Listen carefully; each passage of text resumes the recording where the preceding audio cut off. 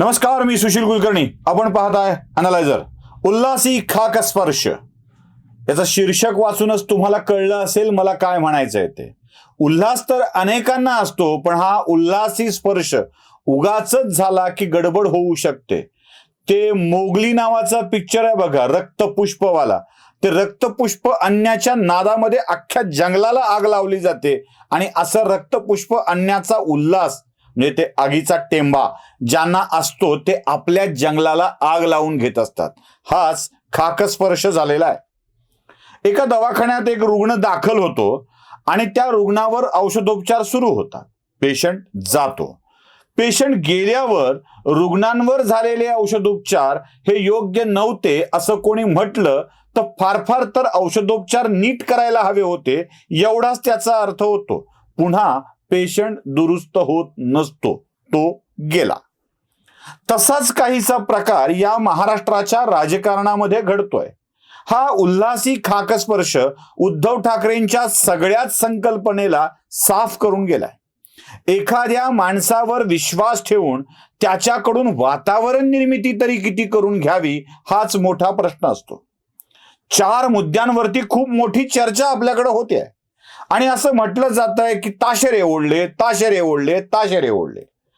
राज्यपालांनी म्हणजे भगतसिंह कोश्यारी यांनी उद्धव ठाकरेंना बहुमत चाचणीला सामोरं जाण्याचा, विश्वासदर्शक प्रस्ताव मंजूर करून घेण्याचा जो काही आदेश दिला होता तो योग्य नव्हता. भरत गोगावले यांची प्रतोदपदी केलेली नियुक्ती योग्य नव्हती. या आणि अशा ताशेऱ्यांवरती माध्यमांच्या मधून जोरदार चर्चा चालू आहे. मुळात न्यायालयाच्या आदेशाचे काही 2 भाग असतात.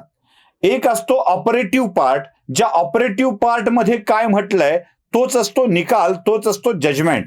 बाकी सगळ्या चर्चा किंवा मतं याला काही फारसा अर्थ उरत नाही. तसंच या बाबतीत आहे. एकूणच सरकारवरती ताशेरे ओढत सरकार टिकवलंय अशा अर्थानं जी चर्चा केली जाते आहे त्यावरती मला काही मुद्दे स्पष्ट करायचे आहेत. न्यायालयानं सरकारवरती फक्त ताशेरेच ओढलेत असं नाही आहे.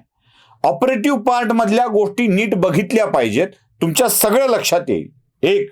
राज्यपाल भगतसिंह कोश्यारी यांनी त्यावेळेला एकनाथ शिंदे यांना सरकार स्थापनेसाठी बोलावणे अयोग्य नव्हतं तर ती कृती योग्य होती असं न्यायालयाने आपल्या निकालपत्राच्या ऑपरेटिव्ह पार्टमध्ये स्पष्टपणे म्हटलेलं आहे. म्हणजे शिंदेंना सरकार स्थापनेसाठी बोलावण्याची कृती ही इल्लिगल, घटनाबाह्य अथवा अवैध नव्हती हे स्पष्ट होत आहे. त्याचं कारणही तसंच आहे. उद्धव ठाकरेंनी आपल्या पदाचा राजीनामा दिल्यामुळे ते पद रिक्त झालं होतं. म्हणजे शिंदेंना सरकारमध्ये बसविणे हे कधीही अवैध नव्हतं. काणी कपाळी ओरडून सांगत होतो उद्धव ठाकरेंनी चूक केली आहे. तेच घडलंय. उद्धव ठाकरेंनी जागा रिकामी केली आणि रिकाम्या जागेवर नियुक्ती करणं हे अयोग्य नसतं. पुढे जाऊया. शिवसेनेच्या वतीनं म्हणजे उद्धव बाळासाहेब ठाकरे यांच्या वतीनं स्टेटस्को देण्यासाठीची मागणी केलेली होती. म्हणजे पुन्हा एकदा उद्धव ठाकरेंना मुख्यमंत्री करावं, जशीच्या तशी स्थिती आणावी अशी मागणी केली होती. ही मागणी न्यायालयानं पार धुडकावून लावली आहे आणि सांगितलंय तुम्ही राजीनामा दिलाय, कोणताही हात असेल तरी घड्याळाचे काटे आता उलटे फिरवता येणार नाहीत. हा उद्धव ठाकरे गटाला बसलेला दुसरा फटका आहे जो शिंदे सरकारसाठी पॉझिटिव्ह आहे.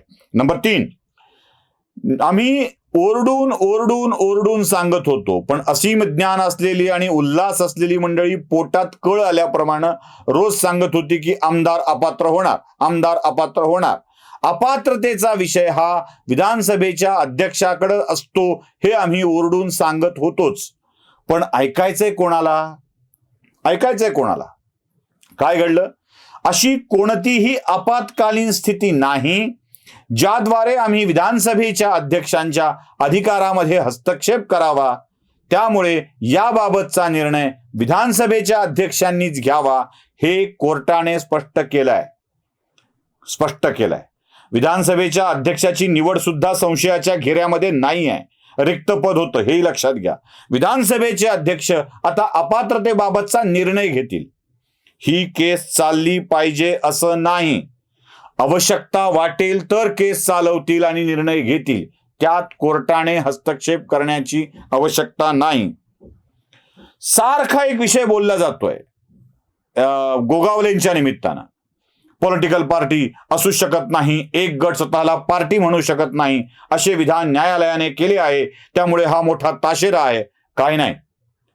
न्यायालयाने आपल्या निकालपत्रामध्ये स्पष्टपणे सांगितलेलं आहे, निवडणूक आयोग ही स्वायत्त अथॉरिटी आहे, जिला पक्ष चिन्ह कोणाचा हे ठरविण्याचा अधिकार आहे.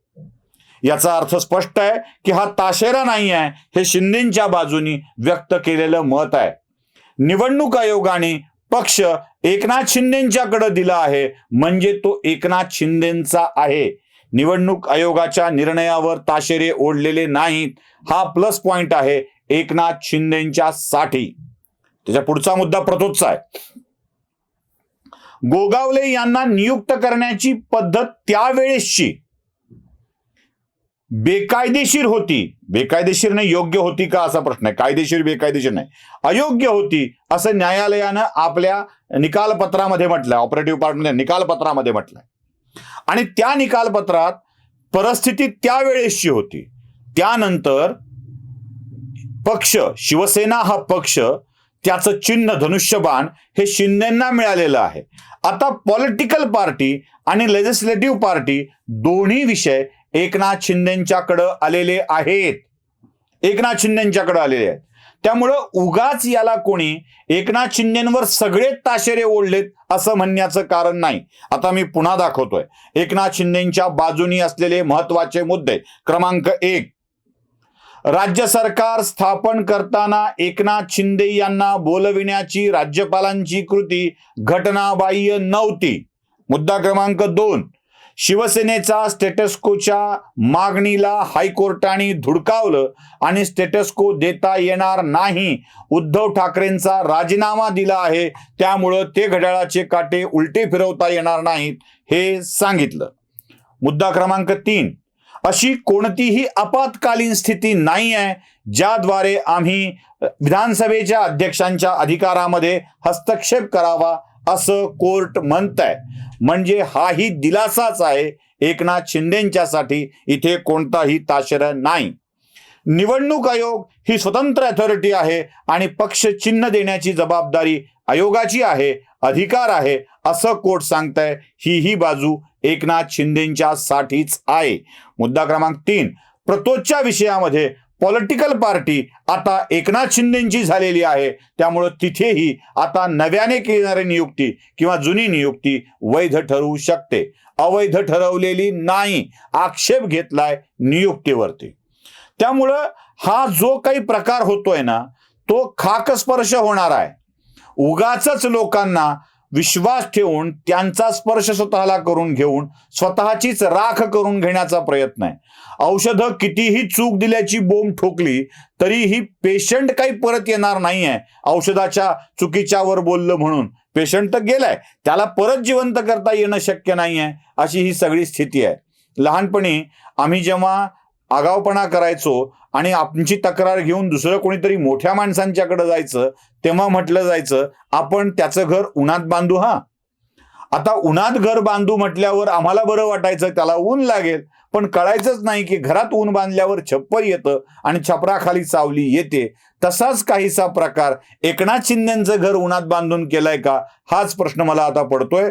कोर्टाने एकनाथ शिंदेचं घर उन्हात बांधलंय आणि त्यात उद्धव ठाकरे खुश झालेत, पण त्या उन्हाच्या काहिलीत असीम ज्ञान असलेल्या उल्हासी माणसांना सोबत ठेवून यांना खाकस्पर्श झाला आहे आणि हा स्वतःचाच नुकसान करून घेण्याचा प्रकार आहे. एवढंच. कसं वाटतंय कळवा. लाईक, शेअर, सबस्क्राईब करा. धन्यवाद.